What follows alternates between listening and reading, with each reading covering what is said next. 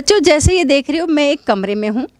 यहाँ पर क्या क्या दिखाई दे रहा है? खिड़की है, दरवाजे हैं, चौक भी है, ब्लैक बोर्ड भी है, और कुछ भी दिखाई दे रहा है क्या? अरे ये देखो, मच्छर भी है, और फिर उस दीवार में देखो छिपकली भी है, और फिर ये मक्खियाँ भी हैं, और इसके अलावा मैं खुद हूँ यहाँ पर। और क्या क्या हो सकता है? कुछ ऐसे भी हैं जो हमें दिखाई नहीं भी दे रहे हैं। बिल्कुल ठीक, जैसे कि सूक्ष्म जीव, ऐसे कोई जीवाणु का विषाणु हो सकते हैं। तो इस तरीके से यहाँ पर जो भी हम देख रहे हैं, तो हम उसको दो कैटेगरी में, दो भागों में बांट सकते हैं। तो जैसे मैं अब ये बात करें खिड़की दरवाज़ों की या टेबल चेयर की बात करें, तो ये क्या होते हैं? नॉन लिविंग होते हैं, यानी निर्जीव पदार्थ होते हैं। यदि हम मक्खी, मच्छर, छिपकली है, या हम खुद की बात करें या माइक्रो ऑर्गेनिज्म की बात करें, तो ये क्या है? सजीव हैं। तो एक सजीव जो है वो निर्जीव से अलग कैसे है? तो आपके पास बिल्कुल इसका जवाब होगा। आप क्या कहेंगे कि निर्जीव वस्तुएं वहीं पर रहती हैं, उनमें गति नहीं होती है, वो बढ़ते नहीं हैं, वो एक स्थान से दूसरे स्थान जा नहीं सकते हैं। लेकिन हम जो सजीव हैं, तो हम क्या करते हैं? हम बढ़ते भी हैं, हम एक स्थान से दूसरे स्थान जा भी सकते हैं, और फिर हमारे अंदर में एक और प्रक्रिया होती है श्वसन की, जिसको आप जानते हो सांस लेते हैं।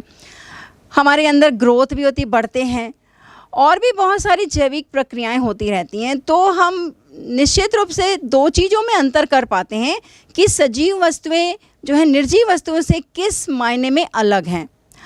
अब हम सजीवों की बात करें, क्यों सजीव वस्तुएं जो हैं वो इनमें इतनी सारी गतिविधियां होती हैं या ऐसी बहुत सारी क्रियाएं होती हैं, उसका रीज़न क्या है? तो सजीवों की यदि बात करते हैं, बेसिकली बात करें, तो सजीव जो है उसका जो मुख्य इकाई है, जो उसका शरीर बना होता है, वो कोशिका से बना होता है। तो कोशिका जो है वो हर एक जीव की एक मुख्य इकाई है, बुनियादी इकाई है। तो हम जैसे कई सारे ऐसे एक कोशिकीय जीवों को जानते हैं, आप उनका नाम भी बता सकते हैं, जैसे अमीबा है, पैरामीशियम है, यूग्लिना है, ये एक कोशिकीय जीव हैं। या फिर ऐसे आपने बहुत बड़े बड़े जीव भी देखे हैं, छोटे से लेकर चींटी से लेकर हाथी, ब्लू व्हेल तक के बड़े जीव हैं। तो चाहे वो एक कोशिकीय जीव हो, चाहे वो बहुकोशिकीय जीव हो, तो सबका शरीर जो है वो कोशिका से ही बना होता है। तो अब आप समझ गए होंगे कि हम किसकी बात करने जा रहे हैं। तो आज हम जो है जीवन की मौलिक इकाई कोशिका जो है, इस अध्याय पर हम कोशिका के बारे में जानेंगे। तो सबसे पहले कोशिका को इसका जो खोज की यदि हम बात करते हैं, इस इतिहास की बात करते हैं, तो रॉबर्ट हुक जो है, जिसका नाम आप पहले भी अपने पिछली कक्षाओं में भी इसको सुना होगा, पढ़ा होगा, कि रॉबर्ट हुक ने जो है सबसे पहले कोशिका की खोज की। और उन्होंने किस पे की थी? कॉर्क सेल है, कॉर्क सेल पे उन्होंने अपने ही बनाए गए माइक्रोस्कोप जो था उस पर उन्होंने वो अध्ययन किया था कॉर्क सेल का, और वो बिल्कुल जो मधुमक्खी के छत्ते होते हैं उसके समान ही दिखाई देता है। तो अब उन्होंने, क्योंकि एक वो सेल यानी एक कोठरी के समान दिखाई दे रहा था, इसलिए उन्होंने इसका नाम सेल रखा, और हिंदी में हम इसको कोशिका कहते हैं। तो आज हम कोशिका को बहुत सारी गतिविधियों के द्वारा जानेंगे और उसकी संरचना के बारे में भी जानेंगे। तो सबसे पहले हम देखेंगे कि जो रॉबर्ट हुक ने कॉर्क सेल में कोशिका का अध्ययन किया था, ठीक वैसे ही आज हम एक गतिविधि के द्वारा वैसे ही कोशिकाओं का अध्ययन करेंगे। तो चलिए हम एक गतिविधि के द्वारा इसको समझते हैं। बच्चों, रॉबर्ट हुक ने कोशिकाओं के बारे में बताया कि कोशिकाएं मधुमक्खी के छाते के समान दिखती हैं। तो इसे देखने के लिए हमारे पास एक माचिस का बॉक्स है। इस माचिस की बॉक्स की तीलियों को देखने से पहले हम पानी में 1 घंटे के लिए इसको डुबाकर रखना है। हम कुछ माचिस की तीलियों को पानी में भिगोकर रखेंगे, कम से कम 1 घंटे के लिए। बच्चों, हमने यहाँ पे माचिस की तीलियों को पहले से 1 घंटे से भिगाकर रखा हुआ है। अब इन माचिस की तीलियों की जो कॉर्क है उसका बहुत बारीक सेक्शन कटिंग करेंगे। सेक्शन कटिंग आप सबको आता है कैसे करना है। हम इस माचिस की तीली को स्लाइड में बराबर रखकर तेज धारदार ब्लेड की सहायता से बहुत बारीक सेक्शन काटेंगे। क्योंकि हमको बारीक सेक्शन का सिलेक्शन करना होगा तो हम 8-10 स्लाइड्स काट लेंगे ताकि हम उसमें से सबसे बारीक को सेलेक्ट करके माइक्रोस्कोप में लगा के देखें।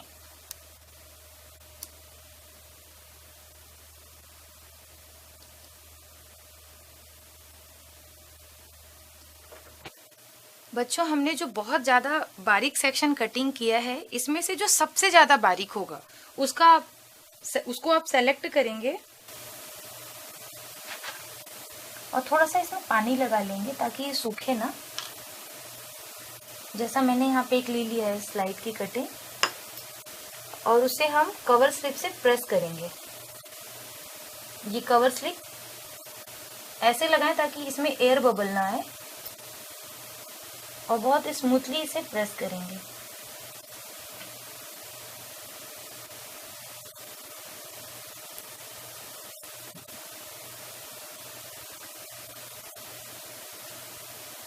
और स्लाइड के चारों ओर जितना भी एक्स्ट्रा है सारा कुछ साफ कर देंगे। अब जो हमारा ये स्लाइड है, इस स्लाइड को हम माइक्रोस्कोप में सेट करके देखते हैं कि ये दिखता क्या है और कैसे दिखता है।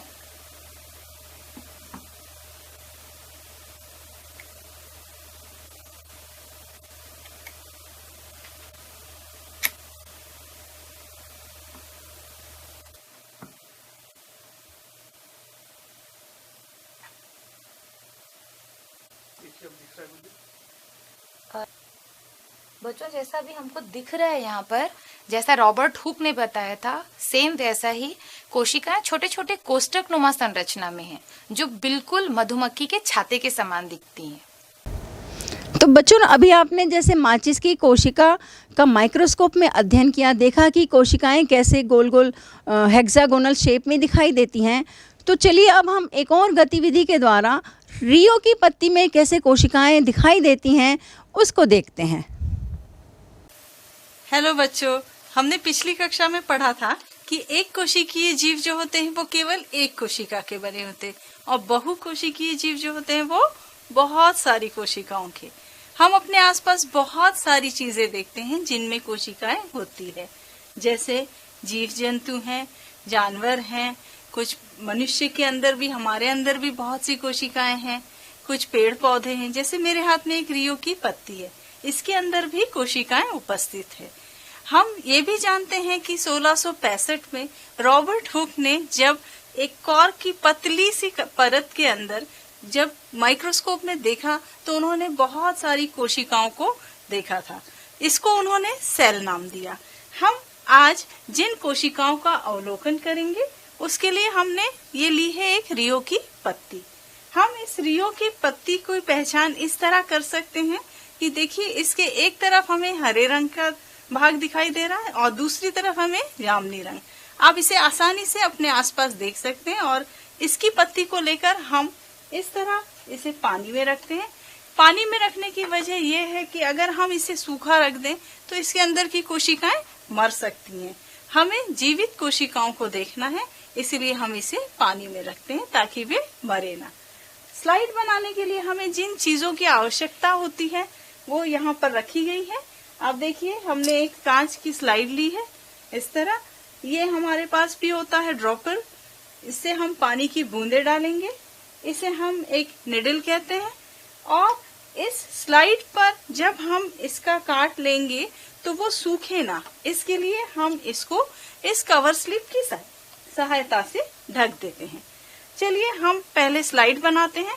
और हमें देखने के लिए, देखिए, बहुत इम्पोर्टेंट चीज है, वो है ये सूक्ष्मदर्शी, क्योंकि हमें इसमें तो इस तरह कोशिकाएं दिखाई नहीं देंगी। चलिए हम पहले स्लाइड बनाते हैं।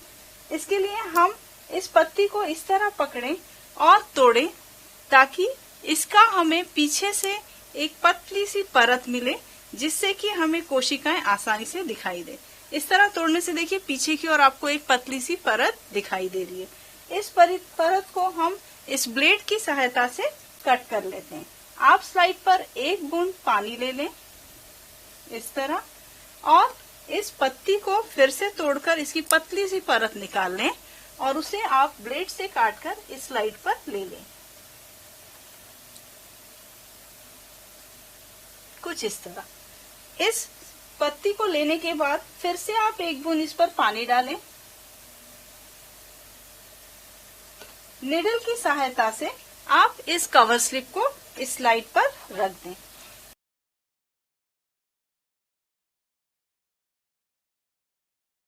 इतना बनाने के बाद आप इसे सूक्ष्मदर्शी में इस तरह फोकस करते हैं और सूक्ष्मदर्शी के निम्न आवर्धन में आप इसे देखेंगे। इस तरह हमने इसे फोकस की और इससे एडजस्ट करके हम इस कोशिका का अवलोकन कर सकते हैं। इस स्लाइड का अवलोकन हम कर रहे हैं और हम देख रहे हैं कि इसमें हमें दो प्रकार की कोशिकाएं दिखाई दे रही हैं। एक कोशिका जो एपिडर्मल सेल होती है जो, और दूसरी होती है वो होती है जिसमें कि हमें स्टोमेटास दिखाई दे रहे हैं।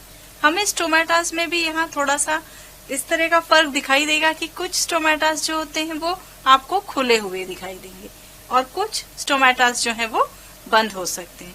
और इन कोशिकाओं का अवलोकन जब आप कर रहे हैं तो आपको इसे फोकस इस तरह करना है कि आपकी जो नजर है वो केवल एक कोशिका पे हो, जिसमें कि आप आसानी से स्टोमेटा पर अपना नजर फोकस कर सकें। तो अभी सबसे पहले हमने माचिस की तीली का अध्ययन किया। माचिस की तीली में जो हमने देखा था वो नॉन लिविंग था, मतलब वो डेड हो चुकी थी वो कोशिकाएं। फिर हमने रियो की पत्ती को देखा जो सजीव कोशिकाओं, सजीव में कैसे वो कोशिकाएं दिखाई देती हैं, उसमें स्टोमेटा दिखाई देता है, उसको हमने देखा। तो अब अभी हमने प्लांट सेल को देखा, अब हम ह्यूमन सेल में यानी प्राणी कोशिका में कोशिका का संरचना क्या होती है उसको देखेंगे। तो हम गाल की कोशिकाएं, हमारे खुद की गाल की कोशिकाएं किस तरह से दिखाई देती हैं तो उसको भी हम माइक्रोस्कोप में देखते हैं। क्रियाकलाप 3, गाल की कोशिकाओं का अवलोकन। यह क्रियाकलाप शिक्षक की उपस्थिति में ही करें।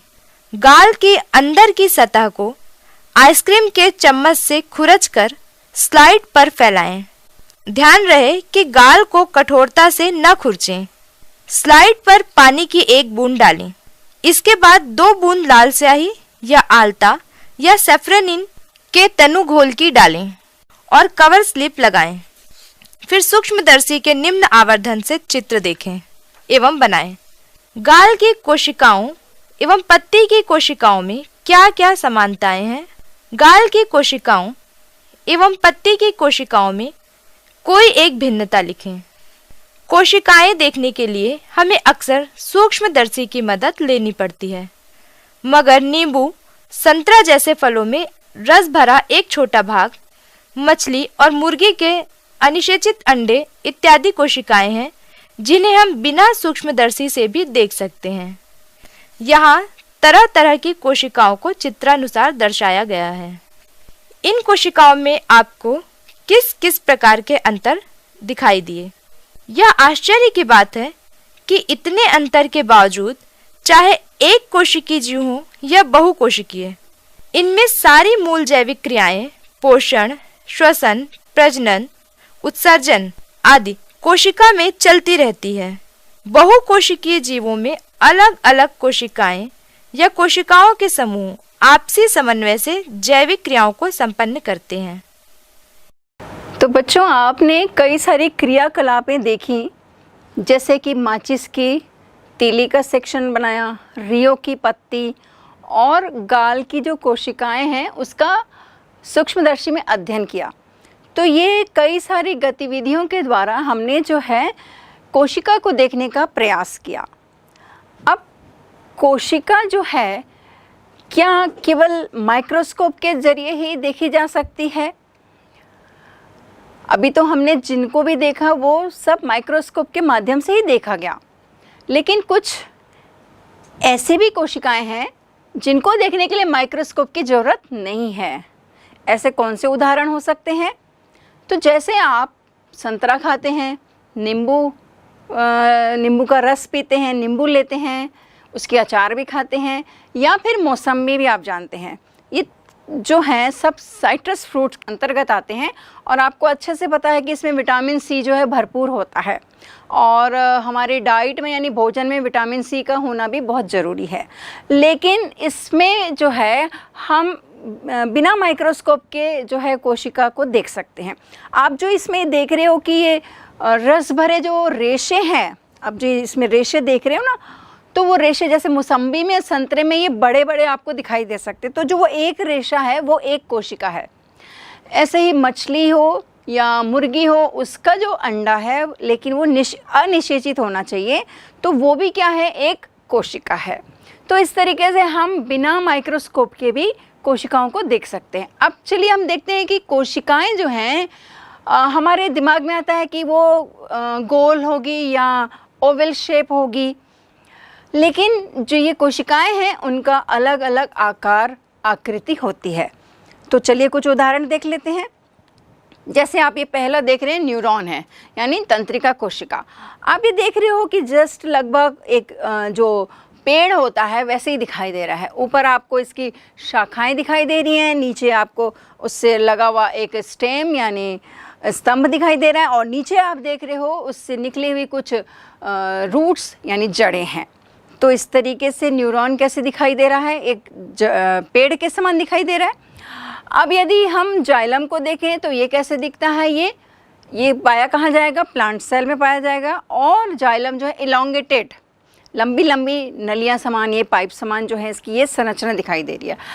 अब यदि हम अनस्ट्राइप्ड यानी अरेखित पेशी को देखें तो आप ये जैसे देख रहे हो स्पिंडल शेप की दिखाई दे रही है। ब्लड की आरबीसी को देखें यानी लाल रक्त कोशिका को देखें तो वो जो है वो ओवल शेप रहती है। और ऐसे ही डब्ल्यूबीसी को देखें यानी वाइट ब्लड सेल्स को देखें तो वो अमीबॉइड शेप की आपको दिख रही हैं। अमीबा आप जानते हो जो अनियमित आकार का होता है, तो डब्ल्यूबीसी भी कैसे होगी, अनियमित आकार की होगी। तो इस तरीके से और जर्म सेल्स होती हैं यानी जनन कोशिकाएं होती हैं। इसमें भी आप जैसे देख रहे हो स्पर्म है यानी शुक्राणु है। इसमें भी आप देख रहे हो जैसे ऊपर में एक हेड है और नीचे में पतली सी एक उसकी पूंछ यानी टेल है। और ओवम देख रहे हो, अंडाणु देख रहे हो, वो कैसा दिख रहा है, लगभग गोल शेप में दिख रहा है। तो ज़रूरी नहीं है कि कोशिकाएं जो हैं वो ओवल शेप में ही रहें या राउंड गोल में ही रहें, ये अलग अलग आकार की होती हैं। तो चलिए अब हमने इसके आकार की बात की, अब हम थोड़ा सा अपने आसपास के जीवों को देखते हैं। आप कई तरह के चींटी से लेकर बहुत सारे जीव देखते हैं। हाथी, घोड़ा जो है, या आपने ब्लू व्हेल को कभी पिक्चर में देखा होगा, मूवी में देखा होगा, बहुत बड़ी रहती है। शार्क है, ये बहुत बड़ी रहती हैं। तो एक छोटी चींटी से लेकर जो ब्लू व्हेल की हम बात कर रहे हैं, ये सभी क्या है, जीव हैं, लिविंग ऑर्गेनिज्म है। तो इनका जो शरीर है वो किससे बना होगा, इसी कोशिका से बना होता है। अब ये तो हमें दिखाई देने वाले जीव हैं, लेकिन कुछ ऐसे भी हैं जो कि हमें दिखाई नहीं देते हैं। वो क्या होंगे, सूक्ष्मजीव होंगे। जैसे अभी हमने अमीबा की बात की, तो अमीबा है, पैरामीशियम है, यूग्लिना है। तो ये जो जीव हैं वो कैसे हैं, माइक्रोस्कोपिक है यानी सूक्ष्म जीव हैं, लेकिन ये जो हैं एक कोशिका से बने होते हैं। और आपने इसको पिछली कक्षाओं में पढ़ा होगा कि इनको हम क्या कहते हैं, एक कोशिकीय जीव कहते हैं। तो जो एक कोशिकीय जीव हो या बहुकोशिकीय जीव, जैसे हमने ब्लू व्हेल की बात की, हाथी घोड़े की बात की, शार्क की बात की, तो सबका शरीर जो है वो किससे बना हुआ है, कोशिका से बना हुआ है। अब हम ये भी बात जानते हैं कि एक सजीव का लक्षण क्या क्या होता है। चलिए आप ही सोच के बताइए। तो पहला क्या होगा, पोषण होगा यानी भोजन। बिना भोजन के कोई भी जीव जीवित नहीं रह सकता। फिर दूसरा क्या लक्षण हो सकता है, श्वसन। तो बिना सांस लिए यानी जो हम सांस के द्वारा ऑक्सीजन लेते हैं, ऑक्सीजन जो अंदर जाती है उसके बिना भी हम जीवित नहीं रह सकते हैं। तीसरी बात क्या देख रहे हैं हम लोग, उत्सर्जन है, यानी कि हमारे शरीर में जो है ऐसे अनुपयोगी पदार्थ बनते हैं जिनका शरीर से बाहर निकलना जो है वो क्या हो जाता है, बहुत ज़रूरी हो जाता है। तो ये भी जो है उत्सर्जन की प्रक्रिया, चाहे वो एक कोशिकीय जीव हो चाहे बहुकोशिकीय जीव हो, सभी में ये होगा। और एक और हम बात करते हैं प्रजनन की। तो प्रजनन में जो है वो सभी जीवों में एक अनिवार्य कहना चाहिए कि अनिवार्य तो नहीं कह सकते, लेकिन एक स्पीशीज को जीवित रखने के लिए जो है वो प्रजनन की प्रक्रिया होती है। तो ये प्रजनन की प्रक्रिया भी क्या है, एक कोशिकीय जीव से लेकर बहुकोशिकीय जीव हर एक में होगी। अब ये सब प्रक्रियाएं जिनकी हम बात कर रहे हैं, ये हम एक कोशिकीय जीव में भी बात कर रहे हैं और बहुकोशिकीय जीव में भी बात कर रहे हैं। तो ये कहाँ पर हो रही है? तो ये सारी प्रक्रियाएं जैविक प्रक्रियाएं हैं और ये कहाँ होती हैं? एक कोशिका के अंदर में ही होती है।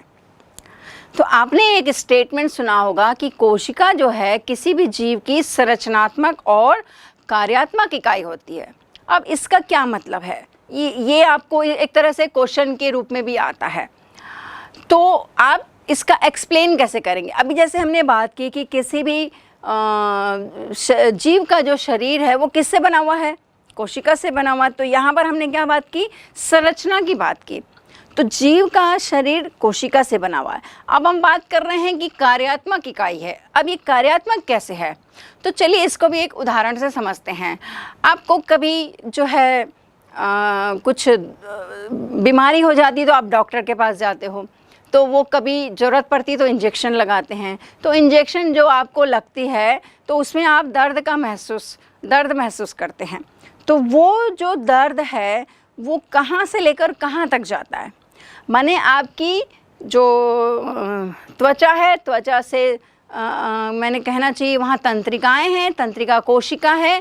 तंत्रिका कोशिका जो है वो उस एहसास को कहाँ ले जाएगी? ब्रेन तक ले जाएगी। और तब हमें ये महसूस होता है कि दर्द हो रहा है। चाहे हम गर्मी ठंडी का एहसास करते हैं, दबाव का हम एहसास करते हैं, तो सब कुछ जो है ये कहाँ से जाता है? त्वचा में जो हर जगह ये तंत्रिका कोशिकाएं फैली हुई हैं और तंत्रिका कोशिका से ये कहाँ जा रहा है? सेंसेशन ब्रेन तक जा रहा है। तो अब यहाँ पर ये समझिए कि जो भी कार्य हो रहा है वो कहाँ पर हो रहा है? मतलब वो आगे संचालन कैसे हो रहा है? एक तंत्रिका कोशिका महसूस कर रही है और उसी को वो आगे बढ़ा रही है। तो कार्य कहाँ हुआ? कोशिका में ही हुआ। ऐसे यदि हम श्वसन की बात करें तो श्वसन एक बहुत ही जटिल बायोकेमिकल रिएक्शंस हैं जो एक कोशिका में ही संपन्न होती है। आप जानते हो कि हमें चलने के लिए, जीवन चलाने के लिए क्या चाहिए? ऊर्जा चाहिए। तो ये ऊर्जा हमें कहाँ से मिलती है? श्वसन की प्रक्रिया से ही मिलती है। तो श्वसन की प्रक्रिया भी कहाँ हो रही है? आप जैसे देख रहे हो ये एक कोशिका में ही होगी। तो कहने का मतलब है कि जब हम ये एक स्टेटमेंट सुनते हैं कि कोशिका ही जीव की संरचनात्मक और कार्यात्मक इकाई है, तो हम ऐसे कुछ उदाहरणों के ज़रिए जो है इसको हम एक्सप्लेन कर सकते हैं। तो इस तरीके से हमने देखा कि ये सारी प्रक्रियाएं जो हैं वो कोशिका में हो रही हैं और वो हर एक जीव में होती है। भले ही जो और एडवांस जीव हैं, यानी कहना चाहिए कि जो विकसित जीव हैं, उनमें और भी सारी प्रक्रियाएं हो सकती हैं, लेकिन बेसिक जो प्रक्रियाएं हैं वो सब में ये होंगी ही। तो चलिए अब हम एक कोशिका जो है टिपिकल सेल यानी प्रारूपिक कोशिका की बात करते हैं। एक प्रारूपिक कोशिका कैसे होगी? तो जब वैज्ञानिकों ने इसका अध्ययन किया तो कुछ बुनियादी समानताओं के आधार पर जो है उसका एक मॉडल बनाया। और वो मॉडल जैसे अभी हम देखते हैं कि ये आपको एक एनिमल सेल दिखाई दे रही है और एक प्लांट सेल दिखाई दे रही है, यानी एक पादप कोशिका है और एक जंतु कोशिका है।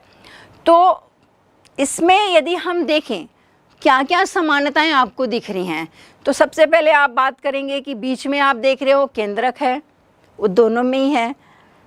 आप देख रहे हो कि कोशिका एक चारों तरफ झिल्ली से घिरी हुई है, उसको क्या कहेंगे? हम कोशिका झिल्ली कहेंगे।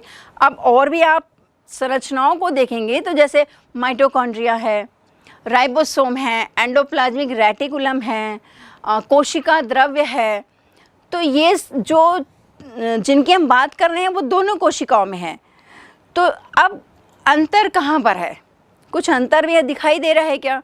तो ध्यान से हम यदि प्लांट सेल को देखते हैं तो प्लांट सेल में आप देख रहे हो आपकी जो कोशिका झिल्ली है उसके चारों तरफ एक मोटी परत भी दिखाई दे रही है। ये मोटी परत क्या है? कोशिका भित्ति जिसको कहते हैं, यानी सेल वॉल कहते हैं। आपको देख रहे हो कि एनिमल सेल में ये नहीं है, उसमें केवल एक प्लाज्मा मेम्ब्रेन है। अब दूसरी बात करते हैं कि लवक यानी प्लास्टिड है, वो केवल आप पादप कोशिका में ही देख रहे हैं, जंतु कोशिका में नहीं है। तो पादप कोशिका की ये एक अनूठी विशेषता है कि उसमें जो है वो लवक पाया जाता है। और ये लवक आपने छोटी क्लासेस में भी पढ़ा होगा, हरित लवक के नाम से, क्लोरोप्लास्ट के नाम से। और इसकी उपस्थिति के कारण ही आप समझ पा रहे होंगे कि जो पौधे हैं वो भोजन बनाते हैं, फ्रूट्स हो, वेजिटेबल्स हो, और भी बहुत डिफरेंट पार्ट्स हम लोग पौधे के खाते हैं, हम अपने भोजन के रूप में लाते हैं। तो वो सब जो भी है उसका जो जो बनना है, जो प्रोसेस है, वो कहाँ पर होता है? पत्तियों में होता है, लवक में होता है। ये लवक जो है एनिमल सेल में नहीं पाया जाता है। और एक और अंतर आप देख रहे होंगे कि सेंट्रियोल जो है वो एनिमल सेल में है, प्लांट सेल में नहीं है।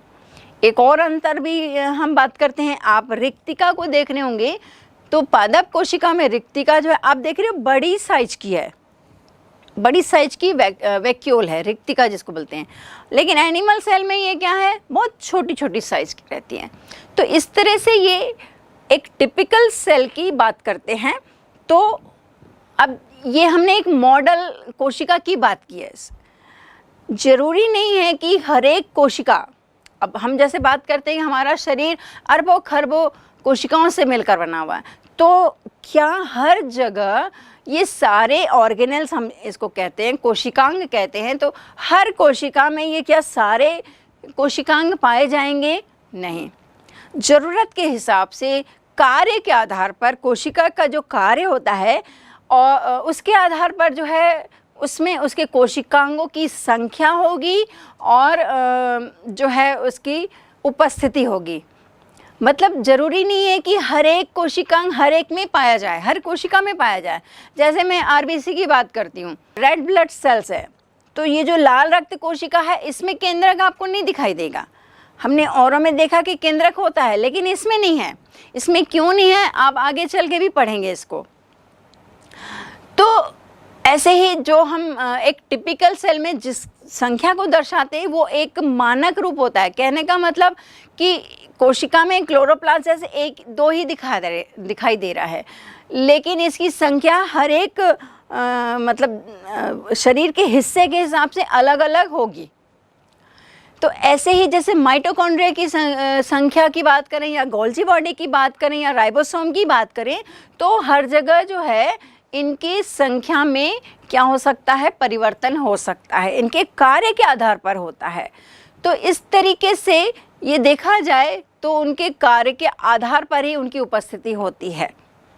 क्या आप जानते हैं, महज 200 साल में हमने ऐसे सूक्ष्मदर्शी का निर्माण किया है जिससे हम किसी कोशिका को 10 गुना से लेकर 5 लाख गुना बड़ा करके देख सकते हैं। अभिरंजन तकनीक भी इतनी विकसित हो गई है कि कोशिकाओं की कार्यप्रणाली की विस्तृत जानकारी हमें मिल रही है। कोशिकाओं की संरचना एवं कार्य बहुत जटिल है तथा उनकी जानकारी अभी भी अधूरी है और उन पर शोध जारी है।